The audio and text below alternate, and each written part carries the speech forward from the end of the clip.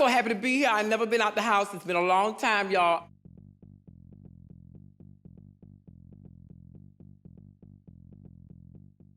Number 20, Jada Essence Hall, Fail. The all-winners edition of All Stars saw some stiff competition. Jada Essence Hall is not necessarily a natural comedian, but her set started strong and the writing wasn't bad at all. The only difference is Trinity has a fake-ass bitch, and Monet is just a fake-ass bitch. Then, as she began stumbling over her words, she lost her rhythm. The only thing sharper than Jinx's wits are her pearly whites, and yellows, and beiges, and grays. It became clear she was struggling. Although it was funny to watch her acknowledge she wasn't doing well, it was a shame to watch some pretty decent jokes go to waste under some shoddy delivery. Still, it taught us one thing. If you must fall on your face, do it as gracefully as possible. Now that was not the way that joke was supposed to go. Number 19, DeJa Skye, Fail. She may have been the sole survivor of season 14's Snatch Game, but DeJa Skye went down in flames at the Ross Matthews roast. Now I will say, Daya looks like what a 5-year-old would draw if you asked them to draw Bigfoot. Instead of laughs, most of her cutting humor got guffaws and scandalized oh my gods. She couldn't help but undercut her best jokes with unnecessary comments. What's the difference between my padding and Bosco's big ego? Oh my God. My padding can clear a doorway. Oh my God. Just kidding, not really. It was clear from the reactions that the bulk of her insults towards Michelle Visage and Ross Matthews weren't going over well with anyone either. She saved face with her last joke, but when your best quip is literally your exit line, you know you didn't do well. Now, this queen needs no introduction. Number 18, Olivia Lux, Fail. Even though she landed one of the night's best jokes, Olivia Lux couldn't overcome a weak set and a cloying onstage persona while roasting previous Miss Congeniality winners. I didn't come here just to be Miss Congeniality. You see where that gets you? Olivia's smiley-faced, wide-eyed persona grew tired pretty fast. Indeed, her stumbling and breathy airhead routine didn't do too much to lift some subpar material either. Mama Ru is so old, her first drag name was in hieroglyphics. It could be that Olivia's just too nice for a roast. Yet some of her jabs would suggest she has the potential to get down and dirty with the best of them. Mama Ru is so old, she signed the Declaration of Independence as parent/guardian. Indeed, the shade was present. What was missing was the proper stage presence and an ability to truly land the jokes. Number 17, Naomi Smalls, Fail. RuPaul's old friend, Lady Bunny, has been one of the show's favorite punching bags over the years. We are here to honor someone who had no problem offending literally everybody. So the All Stars forecast was going to need more than simple old age jokes to make us laugh. Naomi Smalls, however, seemingly did not get the message. Her jokes were sweaty, to say the least. Could you imagine being born in a time with no Nintendo 64? She clearly wasn't comfortable doing stand-up, and her nervous laughter just highlighted the lack of positive crowd response after each punchline. Sadly, the funniest thing about Naomi's roast was Monet Exchange's commentary, and that was because it pointed out the obvious. She says a joke and it's like, it's like, that makes it even worse. Number 16, Valentina, Fail. Valentina has unleashed some great reads in the past, but she crashed and burned trying to roast legendary drag queen Lady Bunny. Rest in peace, Lady Bunny. Oh. Ru, this is the funeral, goddammit. What part of mourning don't you understand? It didn't help either that she took 30 seconds to set up her first punchline, only to offer an underwhelming visual gag. Oh gosh, I was running late and didn't have time to finish my goddamn eyes. That was the joke? Okay. Though Valentina's attempt at mocking her mask scandal was admirable, it was far too drawn out and simple. Her bizarrely sexual jokes focused too much on pushing the envelope rather than saying something witty. Given that the commentary about Valentina's stand-up was more entertaining than her actual material, this roast was painful to watch. Lady Bunny is such a her sphincter ripped, and she's been using her dentureless gums ever since. Number 15, Trinity the Tuck, fail. For Michelle Visage's roast, Trinity the Tuck spiced up her comedy with a colorful ranch girl persona.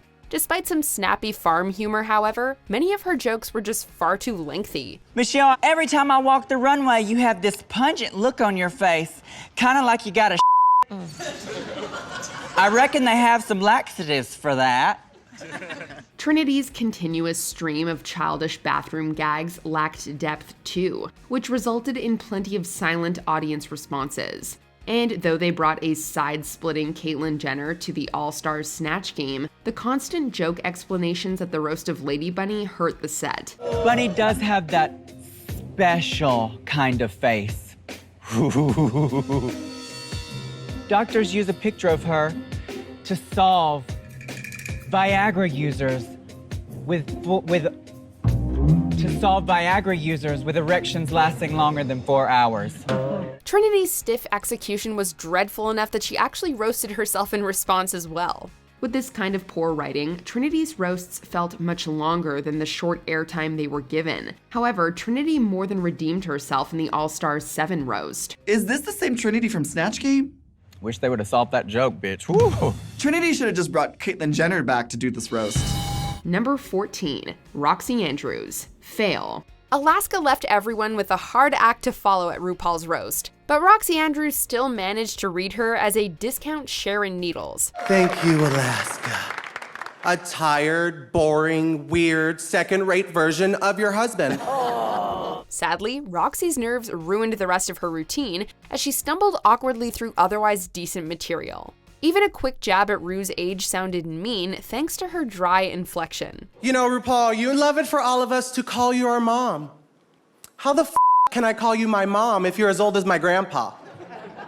Roxy stopped so many times to insult Michelle that she deflated the impact of her wordplay too. Thankfully, she was cut off quickly though, as the editors were really emphasizing her mistakes through the audience. But Roxy's clunky performance was all the more agonizing since most of her good jokes couldn't survive her delivery. Michelle Visage, with that much makeup, all of your wigs, and light on your face, maybe we should call you Michelle Mirage. Number 13, Alyssa Edwards, fail. Despite her usually hilarious antics in the workroom, Alyssa Edwards' sharp sense of humor fell flat at the roast of RuPaul. I thought I had auditioned for RuPaul's next Drag Queen of the Year. Little did I know I was walking into the largest cross-dressing convention of all time. Though she threw in some clever wordplay about cracks, her sloppy delivery hurt every joke she had. Edwards' attempt to call the competition trashy also felt obvious and a little undercooked for where she could have taken the idea. But this is about you, Mother Ru. Some smart puns and digs at Santino Rice came out half-baked as well, and showed potential for a great routine that was never refined. You and Coco Montrese do share something in common, okay? And that's not only your foolish wardrobe, but being a runner-up. Don't get bitter, just get better. While the editing definitely played into how bad Alyssa's set appeared, her lackluster writing was what earned her a spot in the bottom 2 that week. This was the best bunch of people you could get to come judge. Can I get a gay man? Number 12, Alexis Michelle and Farrah Moan, fail. Tasteless jokes got particularly out of hand during Michelle Visage's roast, but they only reflected poorly on the people saying them. Farrah Moan's detail-heavy read on Michelle's fame just stated facts maliciously and didn't have a true punchline. I find it hilarious that Michelle Visage judges a talent competition. I don't know about you, but don't you actually have to have talent to do that? After Farrah's tactless quip about sexual favors, however, it was satisfying to watch Visage grimace in contempt. Alexis Michelle, on the other hand, insulted Fortune Feimster's career without any sort of comedic twist. Fortune, you also know about playing second fiddle. Visage was also the only one laughing at Alexis's predictable humor. Plus, the water sports gag was too obscure for the judge, let alone for viewers. I have to congratulate you on really being able to take the piss, Just ask the UK men's water polo team. Okay. This all contributed to closing the roast on a sour note, and understandably landed Farrah and Alexis in the bottom two. Number 11, Utica Queen, fail. In one of the most spectacular roast fails in herstory, Season 13's kooky fashion icon, Utica Queen, experienced the gamut of the Drag Race stand-up comedy experience. You know, Ross and Simone, I think you guys would make a great couple. Simone and Pumbaa. She almost landed at least one joke, bombed so hard the next studio heard it, got dressed down by one of the judges, and the host even gave her the finger. It's kind of a wonder how bad she was, considering how incisive and brazen some of the jokes sounded on paper. They should take Celebrity Big Brother and make it Celebrity Big Brother with benefits. But they were too vulgar, too underwritten, and too bizarre to ever have a chance. Utica's best moments came courtesy of guest judge Loni Love and RuPaul, who both had the perfect response to her remarks about them. It's just as hard to swallow as Loni Love's comedy career.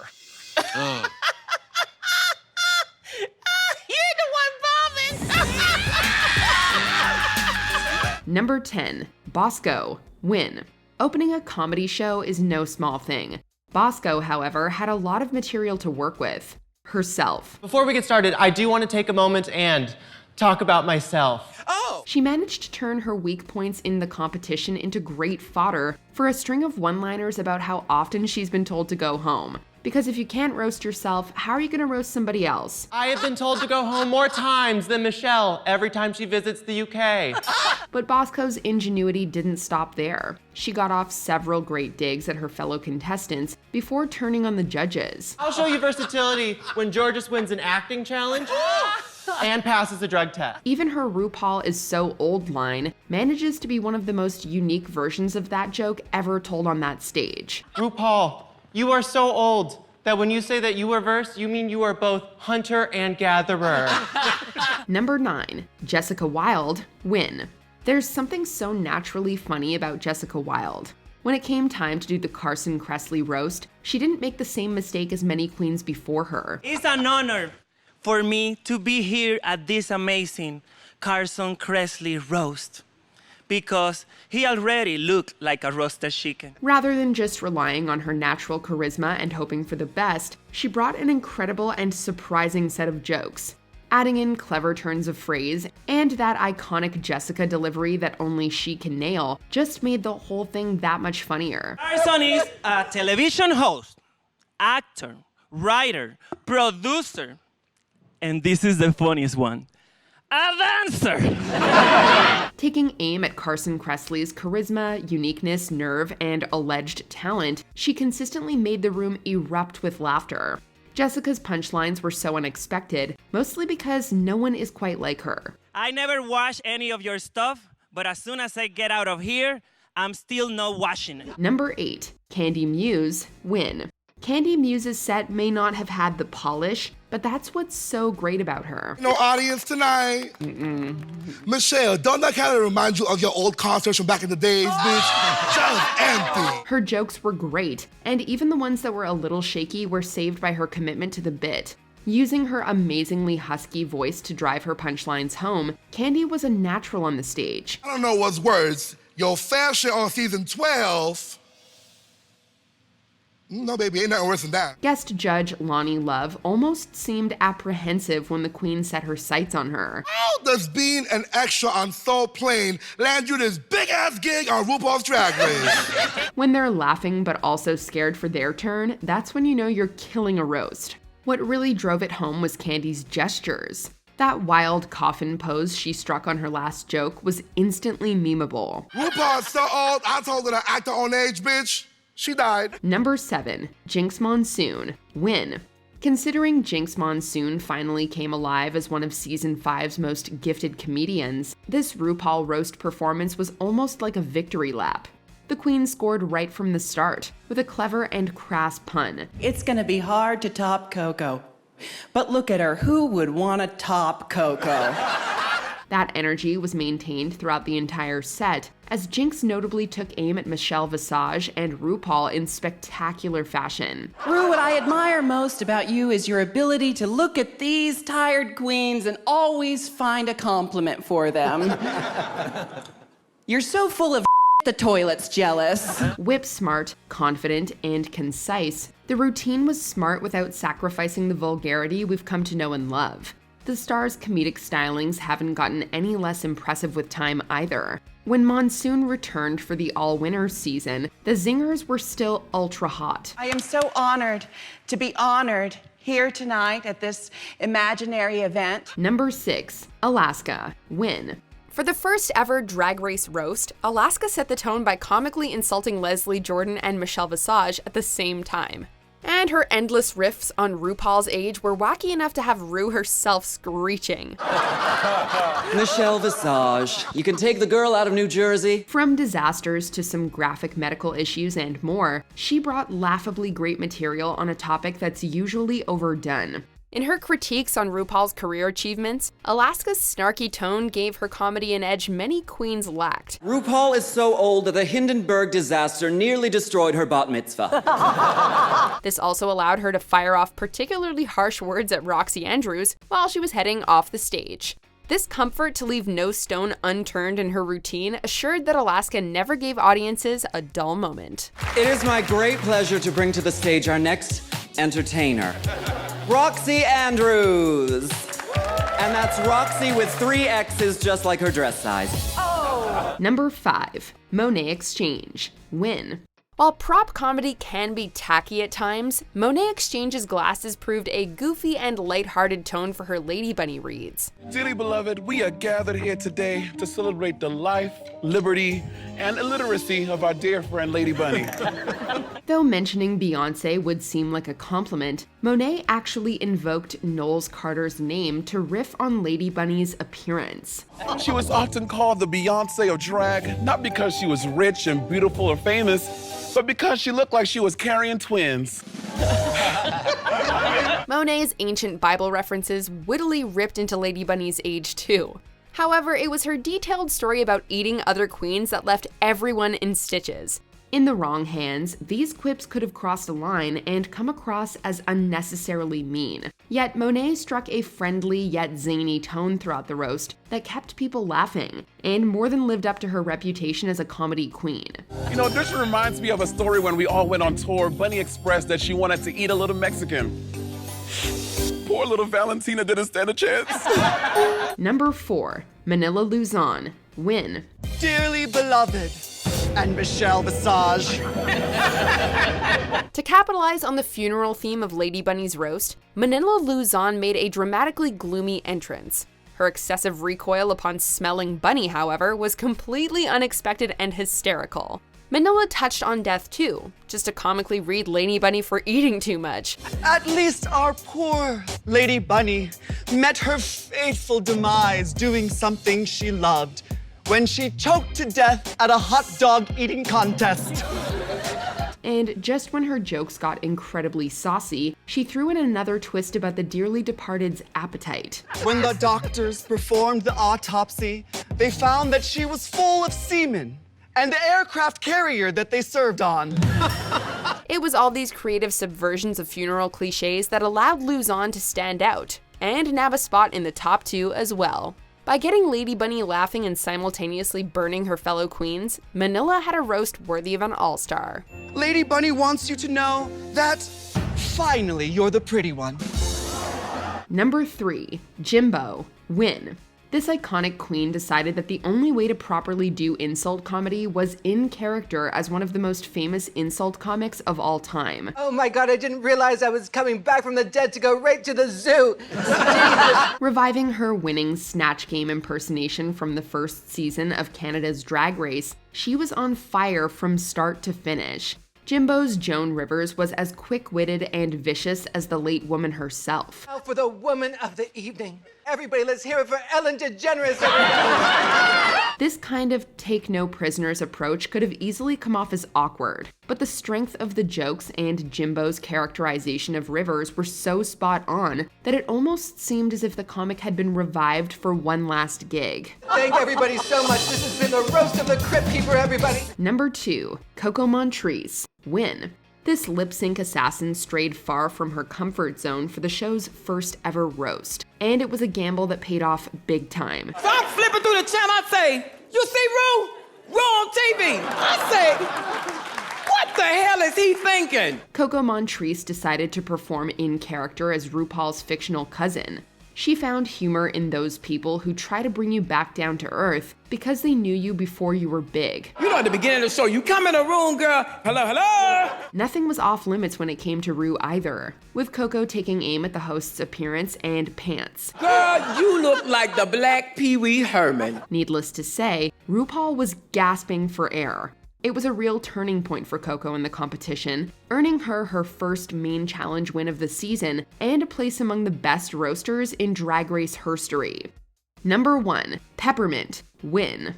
There was a loving quality to Peppermint's voice at Michelle Visage's roast, which just gave more punch to all the shade she dished out. Ross, everyone says that your voice is annoying and high-pitched, but I actually love the sound of your voice right now.